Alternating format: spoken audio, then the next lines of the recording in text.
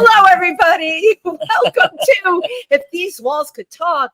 I'm Wendy Stuart. And I'm Tym Moss. Tim, how are you today? I'm good. I'm a little tired, but I'm good. How are you? A little tired because we went to a marvelous party last night for the fabulous Connie Fleming, a runway star and an amazing artist. And her work can be seen at Caligari Gallery, which is at 144 West 18th Street. The work is still on the walls there. But the coolest thing last night, I know Tim will agree, we ran into so many people that we knew from club nights, as well as a next generation of artists and performers, and everyone was so friendly. It was a wonderful night, wonderful people, very eclectic. It was eclectic. Group, and don't you love that word? Yes. Eclectic. It was eclectic and fashionable and eccentric, and everybody, it's so supportive. Everybody was just so friendly and so fun and so nice. It was wonderful. The lighting was That's good. how it always should be. It always should, and the lighting should always be good, because it was in a furniture gallery. The lighting went, don't you care about, I care about that. Right? Oh, yes. When the lighting's bad, it's just like, damn, I don't want And Brian Sonia taught me how to be sure to get into the light. Into the lights, and in the furniture store, you sit on the sofa and lean back. We've, first of all, Tim and I, as you know, are just busy all the time. I'm shooting a horror film this Friday that you did some work in. Oh yeah. Yeah, right. Yes. So I'm not going to tell you what I'm playing, but the name of it, it's really Lady Clover Honey. Yeah, I forget the name. Yeah, it's like Stalking and Stockings. Yeah, it's Stalking and Stockings. Yes, Stalking and Stockings. I think that's it. Yeah, but yeah, there's Stalking and Stockings in it. But yeah, we're having fun. We love working with our friends, which is always great. Yes, fun. And I shot my scenes last week. Yeah, and that was with Icavelli. Right, so much fun. The amazing Icavelli. Yes, when you get Ike and Tim together, it's fun. It's powerful. And you're going to have Ike, Tim, and Wendy all together on October 28th doing 50 Shades of Gay. Right. That's Halloween weekend. We are going to be actually performing in Huguenot, New York. You're probably saying, where the hell is that? It's right near Port Jervis, New York. We've got a beautiful venue up there. Milford, Pennsylvania. It'll be to benefit the LGBTQ organization that I helped start and I work with. It's called Triversity. But we're promising you a great show with a dance party. Yes, it's going to be like a weekend party. It's going to be fun. Well, we love weekend parties, right? We live for those weekend parties. Well, let me see. Last week, I went to see Kimberly Akimbo on Broadway, which I loved. I thought it was brilliant. Tim goes to a lot of Broadway. It was just so original and fresh and new and different. That's what I liked about it. And yeah, it was very moving. It was a very cool show. And I highly recommend. And then I did the film shoot on Friday. Well, then my niece, Jill Moss, she came in from Indiana. She works at Purdue University. And this is her first time in New York. And we have been going everywhere in this city. From I love it. Downtown, we hit the San Gennaro Festival. Oh my God, you went to San Gennaro. Yes, we did San Gennaro. We went to the World Trade Center, which is still moving for me.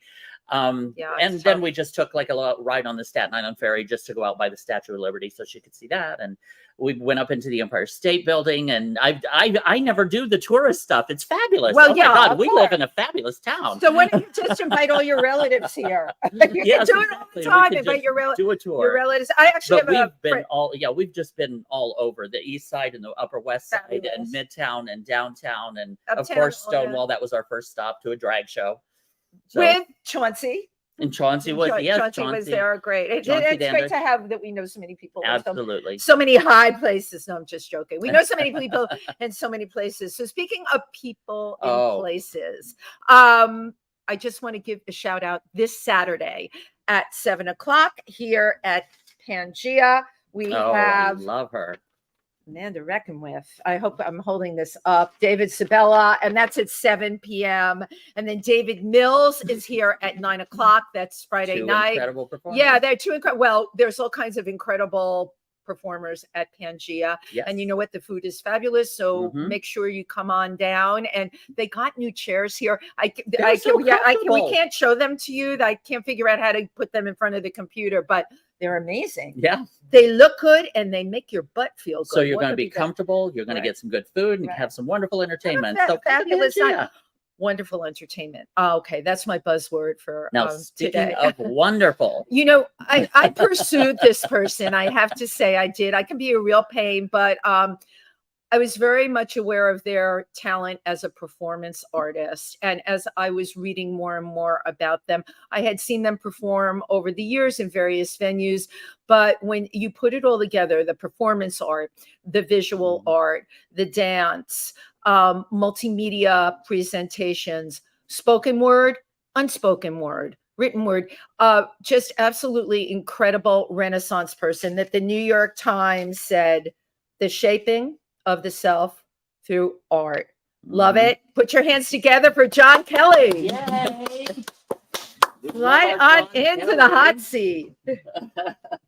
And we got to get real cozy. Okay, here we go. Here we're. I think we're. There we go. Oh, I think we perfect. look good. Perfect. There you go.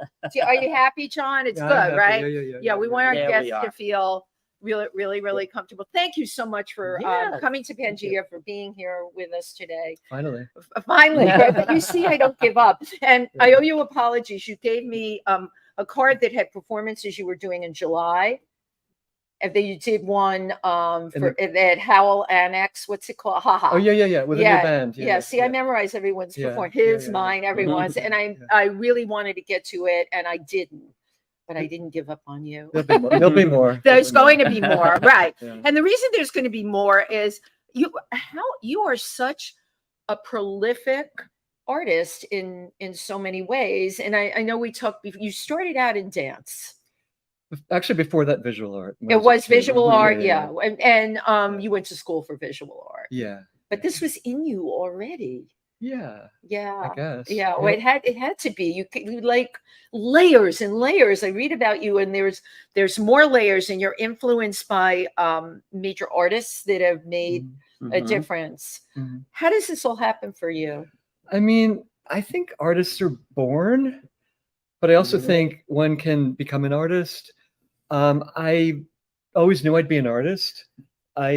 I'm good at certain things. I'm not good at other things like making money. Welcome to the Not Making Money Club. And I don't know. I've always had this kind of bug in me to kind of figure stuff out in a way that is my own version of making sense of things. You know, Right. I mean, I grew up drawing. I got that ability from my father. So I was drawing and painting when I was a kid. Then I discovered ballet on TV at the Ed Sullivan Show. Oh, yeah. Okay, wait. So that you hadn't danced till you saw it. I danced around in the basement. Okay, I was going to like say in the house. dresses and weird things to Right. records and stuff. But I mean, looking at ballet and like, what is that? What is that world? And so that gave me that bug while I was in high school. And then out of high school, I got a scholarship at American Ballet Theater School. Well, ABT, obviously, in high school, you pursued dance. Right. In the musicals that I was Okay. in, and I studied dance with a former Rockette in Bayonne, New Jersey. Get out. Okay. That's where all the former Rockettes are, in Yes. Bayonne, New Jersey. Yeah, I mean, it was a combination of the ballet, jazz. It was one of those classes. I didn't even know you had to straighten your legs Wow. completely. Uh-huh. Yeah. But you auditioned for the American Ballet Theater, and Yeah. you got And you in. got in. Yeah. That's That- that's well, quite an The accomplishment. scholarship class, not the company. Okay. 'Cause I know, had but no it's still to training. get a Oh, right, of scholarship with course. really not intense formal training. I'm sure a lot of That's the people you went up impressive. against had that formal training. Right. Yeah, High school's late already to be, doing ballet. yeah, it is. Yeah, and I think I had enough going for me at age 17 that they saw promise, had a good line, good jump. I wasn't really turned out, but I got in there. I did that seriously for about 4 years, and I was at Harkness House for another couple of Wow. years, Mhm. doing small roles on stage at ABT, like the organ grinder and Petrushka, Uh-huh. and concentration camp victim in a John Cranko piece. Yeah. You just like went into the Yeah. body language too. Oh my God. Yeah. And then I decided I really wanted to be a prince, but I said it's not going to happen. I started too late. My colleagues are already going into companies, and it just wasn't going to happen. So I just quit abruptly and went back to my first vocation, which was visual art. Okay. So Because I the- was going to say, what was that Yeah. feeling like? That acceptance that. Well, I felt like a failed dancer, to be quite Wow. honest. I'm getting Wow. that feeling Yeah. because of the Uh-huh. competition. Like what I got, 17 is late as you, Yeah. but the fact that it was there to begin with, yeah. you just took and spun it because you went back to the visual arts Yes. and then end Mhm. up combining the whole thing. Yeah, well, that's exactly it. I mean, having felt like I'd failed, I literally walked out and walked away from all that training, didn't maintain it. But I went to Parsons School of Design and studied fashion illustration because I'd seen these beautiful Antonio Lopez drawings in GQ. I was like, oh my God, social information and drawing the line. And So I have to ask you, did you know Manning Obregon as well? No, He was no, as famous as Antonio Lopez, No. who he was part of our family, and Okay. he was incredible illustrator. I love Yeah. that illustration affected you in this way. Yeah, and so what I did was I was able to redeem myself by focusing on something that I had more control over and had maybe a more innate gift for. So I became a really good draftsman. But what I also brought with me, which I realized later on, the mirror of the dance studio, I brought with me when I started doing self-portraits. So it became the mirror of the self-portrait. So it was an interesting segue that I eventually realized I had embodied. Right. You know? And that's where I discovered Egon Schiele's work, the Viennese expressionist painter. Right. And Caravaggio as well. Caravaggio, that was a little later. Caravaggio as well. Yeah, I had no idea who that was. What is it about those artists that well, there's the work. There's the work. There's like an Right. identification when you see the work. But then when you realize what their life is like, they both had very dramatic, turbulent lives. That makes it even more alluring, even I think for the general public, you know. But you're attracted to dramatic turbulence. Well, jumping to later on when I started making, because it's interesting. Well, there is. It is. There's nothing There's bad more about depth, it. Yeah, most definitely. good, Tim. Right. But when I started making performance works much later, that was like, oh, now I can make a piece about Egon Schiele, which kind of brings in my dance background and my visual art reality. Goodness. And then, you know, so when it came time for me to go back on stage, I like, what characters will I do? I mean, in fact, the opening night of the Pyramid Club, I did the Martyrdom of Saint Sebastian. Oh, wow. In kind of half it. drag, you know. And, Oh my right, God, how partial drag. It's interesting that you mentioned Pyramid Club because you came up in New York then, late 70s, early 80s, right? Oh, me the, too. The creativity. Yeah. It was a whole different ballgame. Oh back my then. goodness. The real estate.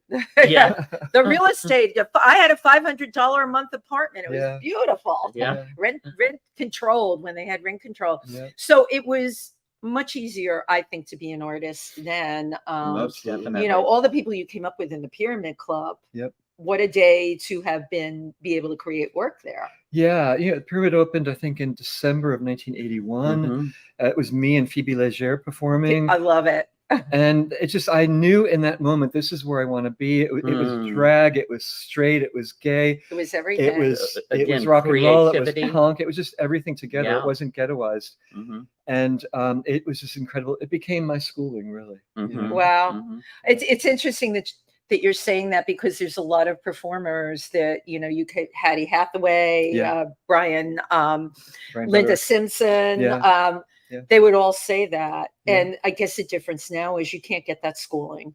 You cannot get that kind of schooling. Well, I think people are studying some version of it in university. And isn't God, that, right. but that's something that you have to live. You have to actually experience. It can't be taught in a school book or in a schoolroom, in my opinion. Although I did teach at Bard College briefly. And I saw that you did. Yeah. And I taught a performance class called Visual Performance, where they had to make performance work that wasn't text-based. Oh, so that really, and the first exercise, they had to pick a song to lip sync, but then they had to do the opposite thing with their body. Whatever message was in the song, their body had to do the opposite message. So it was really a way to get them to loosen up and really, really connect. Well, to learn control. Yeah. And think a bit about how do you do something kind of on the oblique, you know? Yeah. Oh, that's brilliant. It's great that you worked at Bard.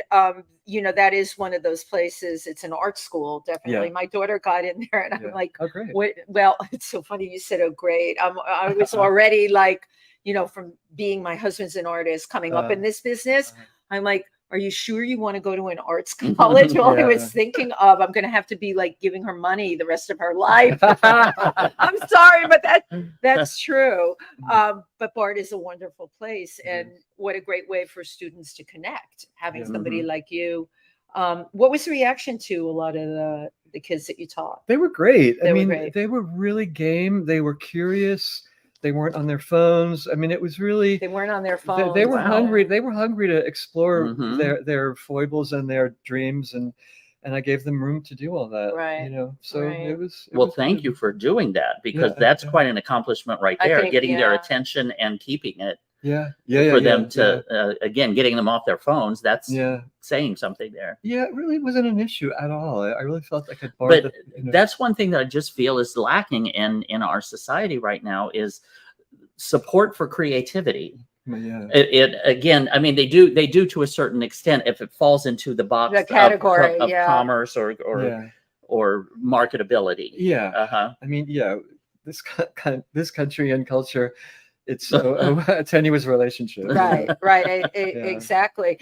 How is it though? I mean, I looked at your body of work. I had asked you for a video and you didn't send it. And I'm like, I'll find one. There was so much and I didn't even know where to start. And there were things where you were just using your body. And I'm like, how does somebody continually through decades continue to create a body of work? Did you at any point get like what we call writer's block? Did you as a performance artist ever have a block? Or what's your inspiration? Where do you find your inspiration? Well, I'm kind of going through performer block right now because I'm developing a new piece and I have no idea what I'm going to do. But the thing is, you know, as a performer, since I wasn't coming out of theater, and I was making my own work, I thought, well, this body can make noise, it can sing, it can speak, it can move, it can transform itself and look a certain way, it could change gender, you know. So really, this is the instrument. There's all those options. So that, you know, depending on the idea that I got, I would say, well, this piece will have maybe one song in it. This piece will be all movement. This piece will be a lot of songs connected. So really, it was depending on the subject matter that I was focusing on, whether it was a character I invented or a real character like Joni Mitchell or Egon Schiele or Caravaggio, you know. But where do you get a feeling like if you see something or see someone or a flower or something that will be like, wait a minute, I could do that? Or you get your inspiration from many different. Yeah, that's exactly how it works. It's like a light goes on somewhere or something falls in your lap, but the key is to notice it. It's like, that's a good beginning point, you know. That's really, that's a totally organic thing then. Absolutely. That you can do that. And listening to you talk, I think you just could always do that. You trust yourself enough. There's a lot of artists that may have that gift because it is a gift. It's instinctive, but they don't trust themselves enough to go with it. I think one of my favorite words is permission. You give yourself permission. You give themselves permission to notice something, act on it, and proceed. Not knowing whether it's going to be financially viable or whether people will like it. That doesn't matter. If you put those conditions on it, you'll be killing it. You know. So let it live and see where it goes. Let it live and see where it goes. Meanwhile, you got to pay your rent though. So you know. Right. That's so a bitch, isn't it? But I find it so fascinating how the diversity of creative expression that you are capable of, and how you combine them on to portray a feeling or to portray a story or that's truly an amazing innate ability that you have. Right. It's not just one medium. You know, many people work in one or two mediums. Yes. Right. Like you work in so many mediums, and it seems like you can you flow. You're able to open up portals and see things. Well, I direct my own work, and also when I was in the clubs, I discovered production values. As I said, I hadn't studied theater. There's production values in dance and ballet. But I was like, oh, flash paper, oh, a strobe light, oh, a mirror ball, a strobe light. Yeah, those things. Smoke. Smoke machines. Smoke machines. And you can work with it. Yeah. So those are like candy. Just I can use this here, I can use this here. So it's really kind of this constantly unfolding relationship to possibilities. You know? Right. A weird question. Tim, let's ask weird questions. Go for it, Tim. What do you feel like when you're inhabiting a combination of these? Yeah. Like when you're inhabiting it, would you call it a character? Yeah, I call them characters. I mean, most of them I've invented, but a bunch of them are existing characters that I've chosen to embody. But it's an acting thing, albeit it might be mostly nonverbal on my part. Although sometimes I use words now. But it's really like you're embodying this reality in this journey, but it's like you're portraying this character, but you're also doing it as yourself. So it's like these two things together, Right. and then they kind of do this, but really it's not like it's that they're trying to merge. Like say when I was doing the Joni Mitchell show, I can sound like her at certain points, but I don't really always sound like her, and I don't really look like her, but it's kind of trying to conjure the essence of something. You were doing the Absolutely. you know, I'm partial to Joni Mitchell, I will tell you, and you embody the essence of her. So you didn't need to sound like her. Well, the emotional Yeah. pitch that you hit, I'm like, wow, that you could do that, to get that from somebody else and you can put it in your own body and do it. That's amazing. Well, the emotional pitch, you're absolutely right on, because it's like say get in a Joni Mitchell song, like For Free, I think the one you chose. It's like, what is that song about, and where's the emotion in that song? She's telling a story. The story's unfolding. So, and also the fact that I was dressing like her and doing it in character like that, I was aiming to match her as much as I could, but within that, I was also aiming to give myself leeway to embody it and be freed up to express it.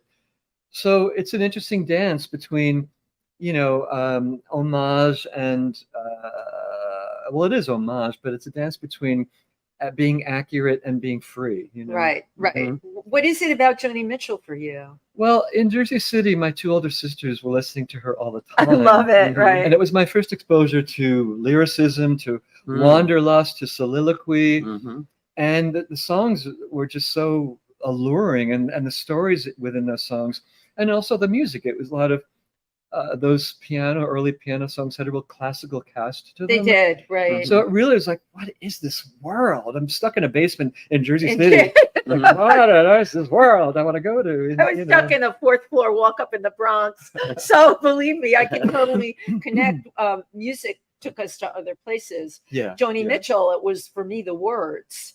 The music was beautiful, but the words, it was the first time I ever heard poetry put into a lyric, and resonated with me to this day. It's genius work. But you see, again, this is back to my other question, is about how you feel, because you from like your head down to your toes embody these characters. Like you create and you just allow them to flow 100%. Like I just see like an amazing core, spiritual core or human core within you that you can shift into these different. That's why I was wondering, like, how do you feel when you're, say, doing Joni Mitchell? Do you feel Joni Mitchell, or do you feel, well, like you said, the essence of her flowing through you? Well, it's a job that I clearly define. That show, the script of it was her words. There was some interpolation and some improvisation. The score was her songs. And it began with the early Joni and then went to the later Joni. So really, it was a fully scripted show. So I had clear, boxes to go into and embody and move through. But within that, on top of all of that, you want to give it your energy, your sense of momentum, your sense of journey and destination. So it's like anything. It's not a free for all. It really is a clearly defined journey. But within that, once you're secure in all those different aspects, you can settle in and really like communicate this work to the audience. It's communication. It's all about communication. I mean, me ever having performed anything ever is all about communication, and also on my own part, processing and growing and understanding. But it's not about pandering to the audience. I mean, I can charm people, I can make people laugh, but I can also I want to challenge audiences. That's why it's never been a monetized transaction. I'm challenging you. I don't care about making any money. Well, I do care, but I got to figure out how to do that. So. Actually, right now might be a good time to I would love to see the video that we've been talking about here. Beautiful. This is the wonderful John Kelly. All right. As Joni.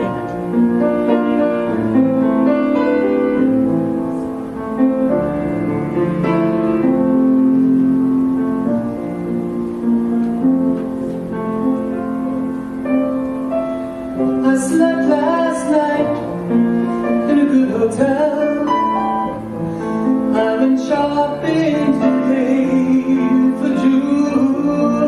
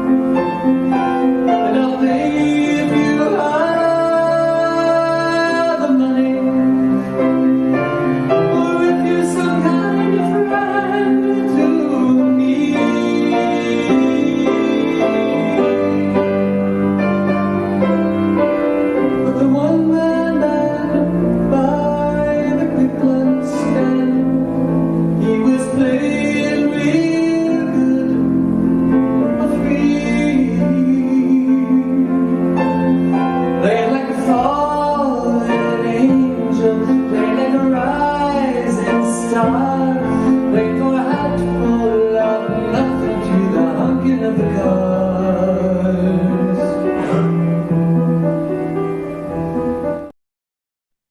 Beautiful. Wow, Beautiful. yeah. Thank you. What was your process in creating your version of Joni Mitchell? What was the process? The body language, John, is. Yeah, I mean, it's just, I first want to say on piano, that was Zeka Esquivel, who was our long-standing pianist, rest of George O'Keeffe. And Kevin Maloney had directed that. Okay, it was directed by Kevin Maloney. Yeah, Shout out to Kevin Maloney. At Abrams Arts Center. You know, there's the music, and then her face, there's mostly about the mouth, so it's like a lot of mouth, and the body language is very kind of guitar, you know, kind of flaxen-haired ingenue hippie chick, whatever, and also savvy, you know, glamorous, brilliant woman. I mean, so you know, there's the cues are from what I perceive who she is, how you perceive it, and then how you like this is your work is so internal. Yeah, and that's what I get. Like out here is a slate that could be anything. You could be anybody. Yeah. Like your face exactly the way it is now, you could encompass so many characters without the makeup because of what is going on up here and what's going on inside. It's amazing. Yeah, no, the face can be a really good canvas. Blank slate. Yeah. I mean, it was more of a blank slate when I was younger, but still, that's been a great thing to explore, because it really is fun to just you know, and that also comes out of when I was doing these self-portraits, it came out of that. It's like, why am I in the mirror all the time? I'm not a narcissist, I'm not a megalomaniac, but I'm exploring, I'm trying to understand. Yeah. And so really those possibilities, body language, face language, sounds, all that came out of this, as you said, this internal exploration. Yeah. Which is, I guess, what the artist does, right? Absolutely. Now, I feel, or correct me if I'm wrong, but I do feel that even the clubs back in those days kind of helped to form, or helped allowed you to experiment, to be so experimental. Yes. Can you tell us a little bit about the clubs and that you played for, and the difference between the clubs then and now? Well, we've got them all here too, including the Anvil. What was it like in the Anvil? Well, that's where I made my debut. I used to go there. Really? I used to go there and sketch. I was still, you know, making visual art. And I saw this performer, Tanya Ransom, his real name was Michael Norman, lip syncing Nina Hagen in Punk Dragon, and it changed my life.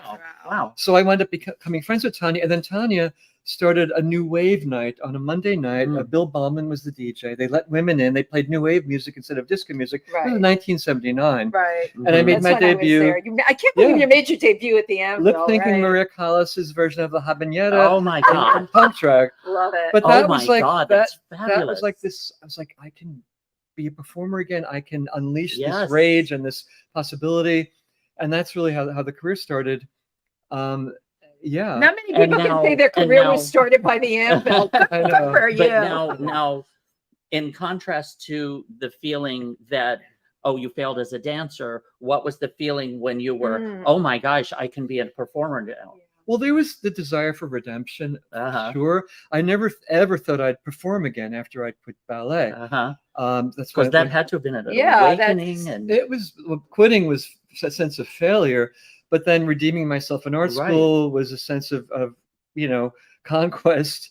But then when I watched Tanya at the end, I was like, oh shit. I mean, I'd been doing drag, you know, at Halloween when I was a kid, and you know, even in the 70s, I was doing it here and there. But that really ignited me. I was like, I can process rage. I can, you can do it all, right? All my anger about my father, this, that. Wow. I can get it out. I can do something which is so utterly socially annoying. 1979, it's changed a lot, and it really was, you know, it was taboo then. It was there was an edge to it, and so in that way I embraced it, and it freed me up. Yeah, absolutely. Well, you mentioned about your anger for your father. Well, you know, American male stuff. Yeah, you gotta do this. No, I adored my dad, but I mean, there was a lot of, you know, I had two older sisters, and it was just like, what were your sisters about? Were they not creatives, or not really? My sister is a landscape designer now. Oh, okay. But I'm really the only artist in the family. Right. You know, only gay queer person in the family. No, my sisters were great, but I mean, it was like, you know, the American male, what a male is supposed to do, how he's supposed to act, you know, it's like, But your dad, he could draw, and yet he never used it. So seeing this in his child, right, would have, you understand how it could be daunting for a parent. Yeah. It's like, oh shit, I didn't acknowledge it in myself, and now I've got this kid. He's queer, Yeah. and he can freaking draw. Well, they only started getting it when they saw my first New York Times review, and they're like, Wow. wow. Okay. What year was Wow. that? Oh, that was probably 1986. Hmm. And then, when I used to rent Carnegie Recital Hall and I used to do these concerts in drag as Dagmar Onassis, Oh my who's goodness. the daughter of Maria Callas, Yes. the fictitious daughter. But Fabulous. one concert, Fabulous. You got to look into No. it. It's so fun. at one of these concerts, my parents came, and then we had a reception after at Carnegie, and I changed into, I think I had the gown still on. And I walked into the cocktail room, and the crowd parted. And I walked toward my parents and to my dad and say, "Hello, Aw. Jack. It's lovely to meet you." Oh, So that was kind of great because they were outnumbered, and I also, they were outnumbered. but they loved it because there were pictures of my parents in drag for Halloween. I mean, I think they got it, Right. but they just wanted me to be happy and financially Well, secure and good. all that. Like, Uh-huh. you go to the dentist, Right. Yeah. When you come from, I don't know, middle class or working class backgrounds, me too. And that's Mhm. all Yeah, my parent. My mother exactly. wanted me to work for the phone company. Yeah. God, I would have killed myself. I did not want. But look to get a Times review, and you said it. I mean, that's what really reached Yeah. them. Yeah. At the end of the Mhm. day, the Yeah. New York Times is like something that parents can relate to. Exactly. And The respectability. Yeah. I Yes. want to talk Yeah. about some of your work Mhm. because you were saying, Tim asked you, like, what inspires you? What sets it off? A friend gave me a book. Tell Mhm. us about that work. Okay. Yeah. A friend gave me a book. It is a graphic narrative that I just finished based on the performance work. The performance work was based, I was working on a piece and I was going to use trapeze for the climax. I'd done trapeze before at BAM in 1993. I did a piece about the Texas-born trapeze artist Barbette, who was a cross-dressing trapeze artist in the 1920s. Wow. Yeah. So in 2002, I was working on a piece about the French film Children of Paradise, and I was going to use trapeze for the climactic moment. In a training session right before the premiere, I slipped. I fractured 4 vertebrae in my neck. Imagine. Oh And I my came this God. close to being a quadriplegic. Oh my I goodness. survived, had to reschedule the piece, didn't do the trapeze. But I It's an went to, amazing story. and I wrote a Mhm. story about it, which I Yeah. didn't And publish. when was this? 2002. Okay. So I can make a performance piece out of this. But the one thing I changed was that I wasn't working on a piece about the French film Children of Paradise. I was working on a piece about a man who's very much like the Italian painter Caravaggio. So that's the one thing I changed in the when I did the performance work, where I was lying on the table talking about the broken neck. There was a 3-channel video component. Yeah, you had done this was like a multimedia presentation. Yeah, exactly. Yeah, yeah. But it was a monologue that I wrote all about the experience of me breaking my neck from a My trapeze accident goodness. and going into a fantasy world while I'm laid Right. out with no water, no morphine, no aspirin, no nothing. I don't know Oh, if I my needed goodness. surgery. It was like a vision quest at St. Vincent's Hospital You were at St. Vincent? on a Friday Wow. night. Yeah, for 15 hours. Jesus, and the Staring early, at the ceiling with a neck brace and not knowing if I needed surgery. When it Well, happened, not my knowing your body. future. When Yeah, it happened, right? my body went completely numb. But then I realized I could move my fingers, so I realized, okay, there's hope here. Right. They don't move me, Wow. call an ambulance. They took me to St. Vincent's. But anyway, that whole experience, I got a lot of mileage out of that with this Amazing. performance piece, which Mhm. I called The Escape Artist. But then Oh, I wow. took the monologue, the song lyrics that I co-wrote with Carol Lipnick, some of them, and I turned that into a graphic novel, graphic narrative, which I'm trying to get published. So there's a lot of legs going from performance back into visual art, Mhm. all based on this It's singular amazing. experience, which Right. is a very life-changing experience. Right. So, But Wow. for many people, that life-changing experience would have been like one thing. You Yeah. turned it into many things, many pieces of art that is really incredible, because it was a tragedy, and Mhm. often our minds shut down with a tragedy. You once again went back to your art and opened up as many doors as you could to share that experience. It's also a rupture in my life that I still A rupture. will never yeah. be able to reconcile. Like Right. that moment in slow motion of falling upside down, Oh. you remember, it's like being in a car accident when it's all of a sudden you're in slow motion. God forbid, but that No, that's how happens. car accidents. Yeah, exactly, right. right. And it's like, right. oh shit, I have no control. This is happening Right. now. Yeah, and it's Right. Now what's going to happen? Where am I? And it's really about accepting where you are in a given moment. right in space, where you are in space at that moment, and then laid up after the fact. So, when we have those episodes, ruptures, experiences, as an artist, we have the possibility, maybe the luxury of using that as fodder for work. right. But it's also, that process is a way to make peace with it or make sense of it Of the as much as one experience, yeah. can. Yeah, as much as one can. Yeah. How were you affected? We were all in New York during the AIDS era. I was just going to say, well, you would mention your first Times review was 1986 or roughly around there. Yeah. Because I was thinking that was about the same time that AIDS was coming about pretty much full blown at that point. Well, here's the skinny.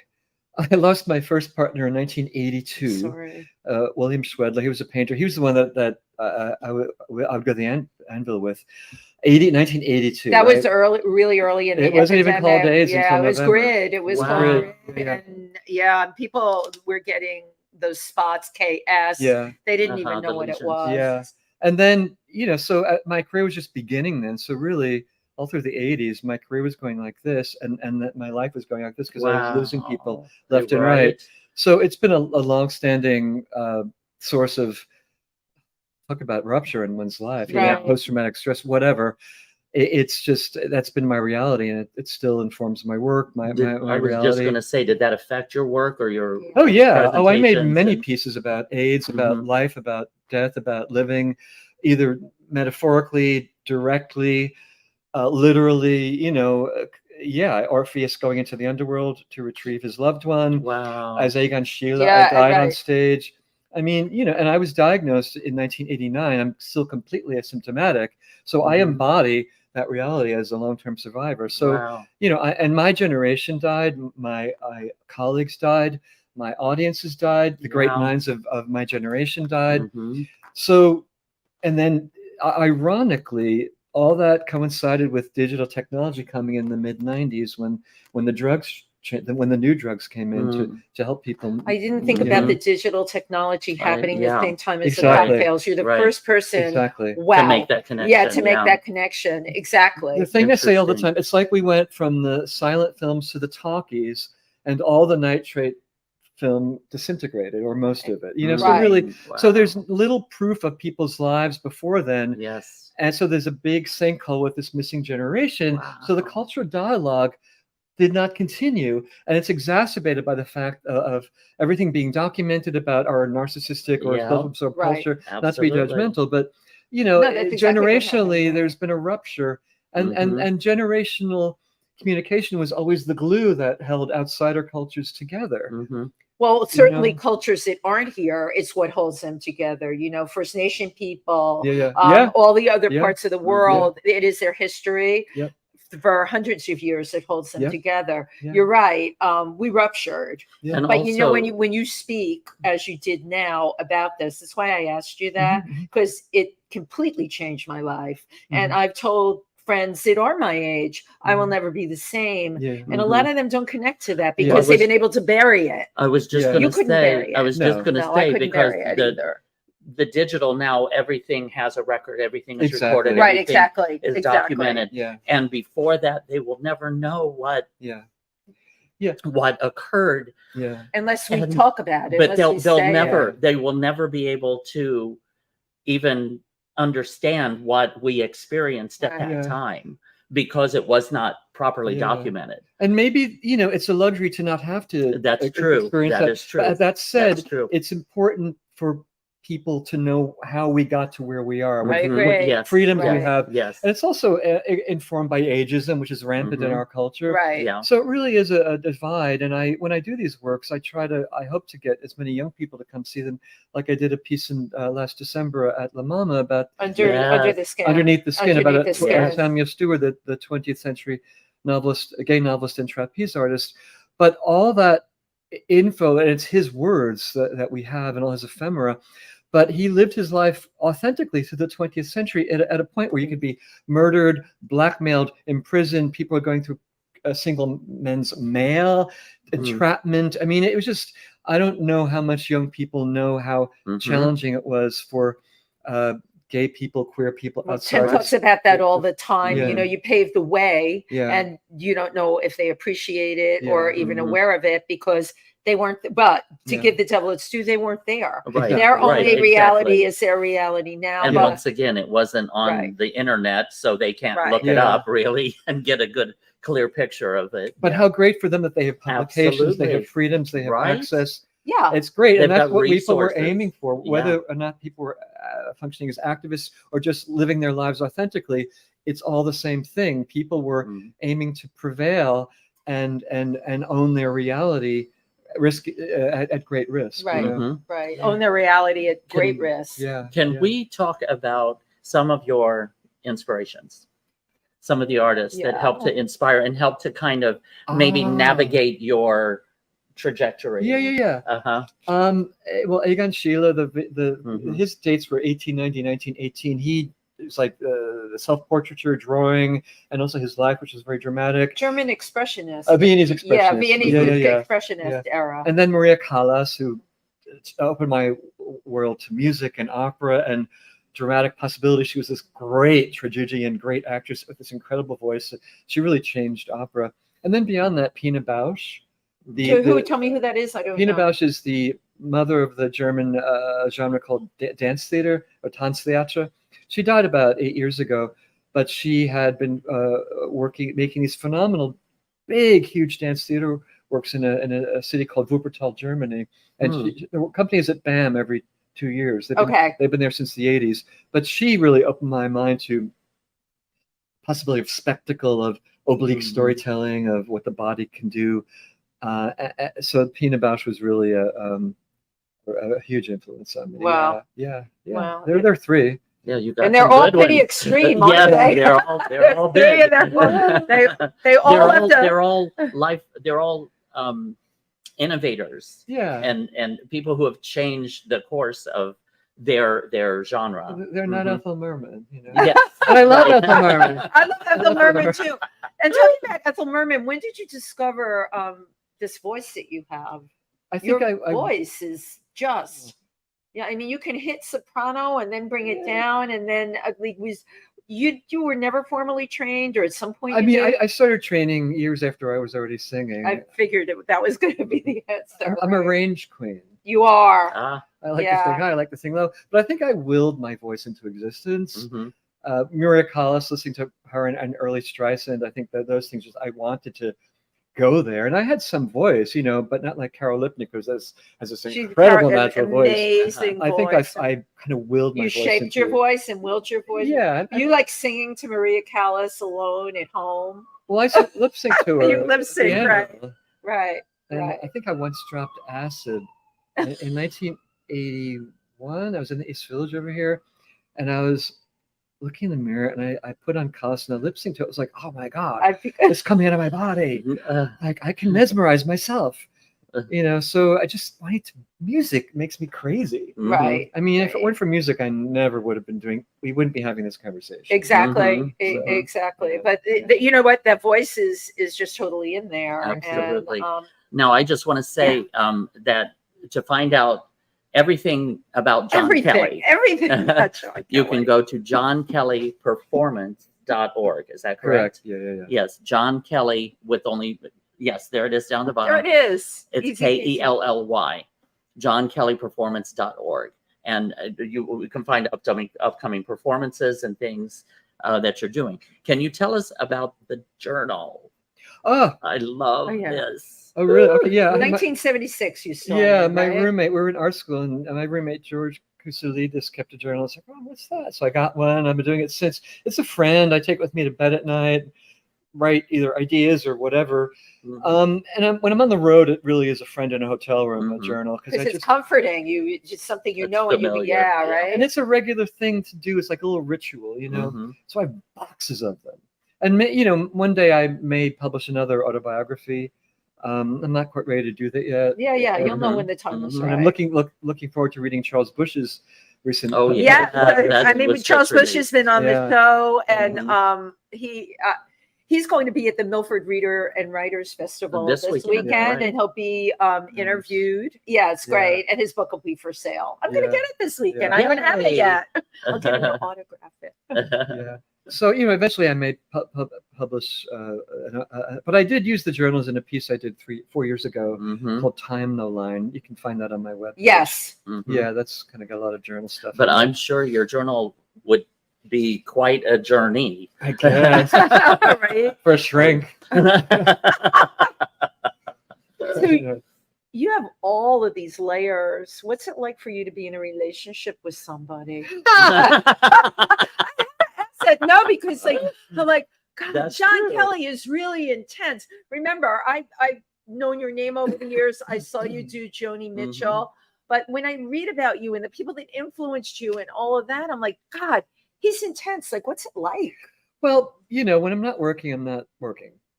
And But aren't you? Oh, isn't it's like, how could you not be working? You're so much about the work. well, my last partner is an actor. We were together 10 years. We split up about, I don't know, 10 years ago. I don't know. And that was great. But he was on the road a lot. I was on the road a lot. It's But we hard. were able to talk shop together, Mhm. And also, the work used to be the most important thing in my life. Now it's not, Mhm. because I've done it. The dream is shifting. There's less funding, so now it's like more on my shoulders. What I want to Yeah. do do more painting, more visual art, Nice. but also it becomes a quality of life issue at some point.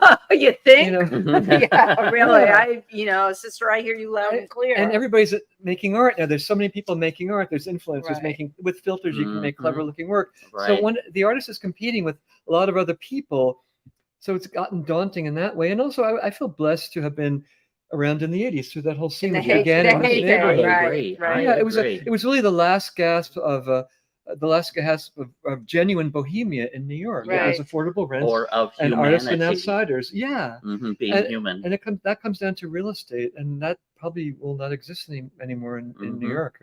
Sadly. Well, Yeah, yeah, but you're not giving up the dream. The dream just Oh changes. no, yes. The dream changes. We have to know that because every yeah. decade that you're on this earth, you're evolving. Yeah, So it makes sense that the dream evolves. yeah, and the dream is really more about process. Like where do you Right. find sweet refuge? Like I was just at a residency upstate for 5 weeks. I was painting, and it was like, oh my God, it's quiet, internal. Then there's something left over that I could put out into the world, Right. as opposed to this body showing up and being anxious all the time. Mhm. It does take a toll being a performer. I'm kind of not an introvert, but I'm a shy kind of person. I can be Mhm. gregarious, but that quiet thing that then lives Well, on. it's Mhm. my husband's a painter and a Yeah. photographer. He's been doing a series of flowers on our deck in Pennsylvania. Yeah. I'm like, how the hell does he sit out there and photograph these flowers with his phone? I mean, this is Yeah. someone who's a well-known. They're taken with the phone, and Mhm. they're fabulous. And he Yeah. gets so into it, and I just don't understand like how he can do that when he came up in a different time, right? And now the focus is using the iPhone. Yeah. We have our iPhones and Yeah. we can take these amazing pictures. Sadly, visual artists are in competition with AI. Oh, Right. God. No, this no, point. Tim, that's Yeah. the God's honest That's- truth. But you can, Yeah. I can frightening. spot it. Same And here. It's just like, Same what? here. I mean, it's Right. impressive, but nothing like stuff that's handmade or, Mhm. Right. I don't know. I got to remain hopeful that artists will continue to exist and hopefully prevail. I mean, agree. but it's gotten more challenging, Mhm. certainly. Yeah. Well, But I would like to right. think that it will be weeded out eventually. No, No, AI is here to yeah, stay. AI is here to But stay. I'm saying right. the a true art and will prevail in the end. fictional Yeah. art. Right. or synthetic art. Pseudo art. Or you know what? Maybe they'll exist side by side because Yes, we've had a right, lot of right. music people on the show, right? That came up in the industry when you made records. And now you had live everybody musicians. is on Spotify. That's a huge difference. Yeah. Everyone's got something dropping on Spotify. Well, people are expecting their music for free. There's that. That's a Mhm. But hopefully artists who stay in there, hopefully they will be acknowledged, supported, or at least be able to function and live their lives okay before they're dead. Once artists are dead, there's a lot of currency because there's only this much work, Right. so the work becomes more valuable. That's kind Right. of disgusting, I but agree. that's the game. I mean, Yep. I knew so many of these artists who died from AIDS, like Hugh Steers, this great painter, and now their work is like, you know, Right. Mhm. and it's like, it's kind of meh, you know, and I don't know. There's always going to be artists, You know, Mhm. and Absolutely. I think you're right. Like, will people be able to notice what is real art? It's more about a response to something. I think that is right. And human know. beings will let's just talk about response. They are Yeah. going to respond to it. And at the end of the day, I mean, we can sit here and talk about what's real art, what isn't real art, but yeah. you know what? We got to keep producing, keeping it out Yeah. there. I'm going to reference Howell Gallery because you've had a show there. Yes. Look at what Jane does there. And then Yeah. she opened up the annex. Haha. Yeah. Brian Butterick. Yeah. They what's the name of the person who curated his show? He's just so Aldo brilliant. Hernandez? Yes. Yeah. So brilliant. Yeah. Brian had an incredible life, and a lot of Yeah. it was journals and Yeah. graphic flyers and performances. And you know what? Because of Jane, she launched it over there, and people could go and they could see it. Yeah. And here's what I feel: as long as you can produce a work and it exists out there and people can go and see it, and I don't think that's ever going to die. I think galleries, you know, they may not be, there may be many more of them than there are now, or they may change form. Yeah. But they're always going to be there. Art is always going to be about show and tell. You go to another culture, there's artists in some of the most remote villages I've been in parts of the world. There are people creating art. You know what? Art will always be created. And I will never believe that's going to die. I agree. Oh, I agree. And Jane Friedman at Howell is Thank doing you. such, Really. such good work preserving the work of artists. Yeah. Absolutely. Well, once again, find out everything about our guest, John Kelly, at johnkellyperformance.org. johnkellyperformance.org. So what can we expect? What is coming up for John Kelly? I'm working with the Baryshnikov Art Center on a new work over the next couple of years. And it's going to have a workshop at Kotspon, which is a dance center in Tivoli, New York, in early November. Nice. But I'm still at the rudimentary phase. I don't know what the Right. work is going to be. It may be a solo piece with a bunch of songs by gay composers connected Love it. with movement that explores the moment between pedestrian movement and dance. But thematically, I'm not sure. I'm still in kind of a gay history mode. So I don't know. But that is what I'm now beginning to work on. And then I'm trying to get my graphic novel published and exhibited. So those are some internal challenges that I'm trying to get out into the world. Well, yeah, they are challenges, but you know what? You'll do it. Absolutely. You're John Kelly, for God's sake. For God's sakes, you got something to say, right?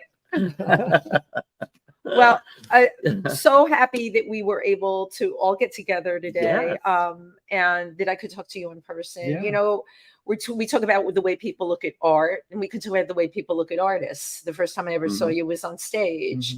And I'm like, wow, who is that guy? And somebody said, well, that's John Kelly, as if I should know. You know, we all need to get the great people out there. I'll say that. And the great people are not always the most commercial people, but they're unbelievable artists. Tammy Faye, another brilliant, absolutely brilliant, one of the most humble people in the world. But you know what? We are all blessed that we live in New York, and that even though the rents are gazillions of dollars, there are still people creating art here. And let's not forget about Brooklyn, the kids over there. That's what they know in my daughter's age group. And, you know, she was very upset. Her lawyer boyfriend had taken up with a group of artists. She's like, I didn't move out here to lose him to be painting murals on walls.